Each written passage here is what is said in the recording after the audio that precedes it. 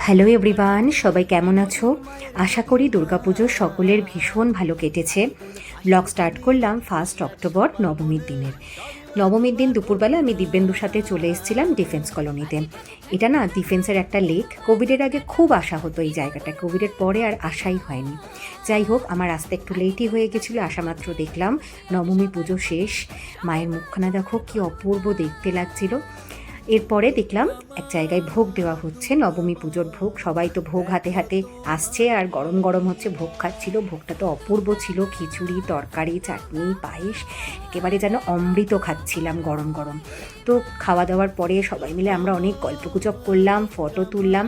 এই যে জায়গাটা দেখছো, এটা একদিকে হচ্ছে খাওয়া দাওয়া হয় আর অন্যদিকে স্টেজ করা রয়েছে, যেখানে কিন্তু প্রত্যেক দিন হয়েছে কালচারাল প্রোগ্রাম। তো মোটামুটি ভোগ খাওয়ার 40-45 মিনিট পরে আমরা খাওয়া দাওয়ার জায়গাতে চলে আসলাম। এখানে খাওয়া দাওয়ার সিস্টেমটা কিন্তু ভীষণ ভালো। নিচে একটা শক্ত প্লেট দিয়ে ওপরে পাতা দেওয়া হলো, এবার একে একে খাবার দেওয়া হলো। খিচুড়ি, বাঁধাকপির তরকারি, টমেটোর চাটনি, পাঁপড়, রসগোল্লা।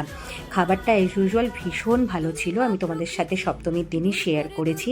আর হ্যাঁ, নবমীর দিন কিন্তু আমি দুপুরবেলা একাই এসেছিলাম, কারণ দিব্যেন্দুর এক তো ছুটি ছিল, আর সোনুর অষ্টমীর দিন থেকে মারাত্মক শরীর খারাপ ছিল, মানে ভোর রাত্রি থেকে অষ্টমীর দিনের, যার জন্য আমি কিন্তু অষ্টমীর দিন কোথাও বেরোইনি। ওর প্রচণ্ড পরিমাণ ডিহাইড্রেশন হয়ে গেছিলো ভোর রাত্রি থেকে। তাই অষ্টমীর দিন গোটা দিনটাই আমি সোনুর সাথে ঘরেই কাটিয়েছি। যাই হোক, এরপরে তো আমরা সকলে মিলে খাওয়া দাওয়া করলাম, গল্পগুজব, মানে পুজোর আড্ডা দেওয়া যাকে বলে। এখানে অনেক কাকিমারা ছিলেন, দিদি, বৌদি, অনেকে ছিলেন। তো অনেকের সাথে চেনা জানা আছে, অনেকের সাথে চেনা জানা নেই। তো পুজোর সময় তো সেটা ফ্যাক্টর করে না, কে চেনা কে অচেনা, সকলেই সকলের সাথে কথাবার্তা বলে। আর এই জায়গাটা আসার পরে না মনে হচ্ছিল আমি কলকাতাতেই যেন চলে এসেছি। ওটা প্রায় 95% বাঙালি ছিল।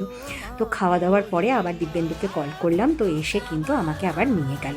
যেতে যেতেও জায়গাটা এত ভালো লাগছিল।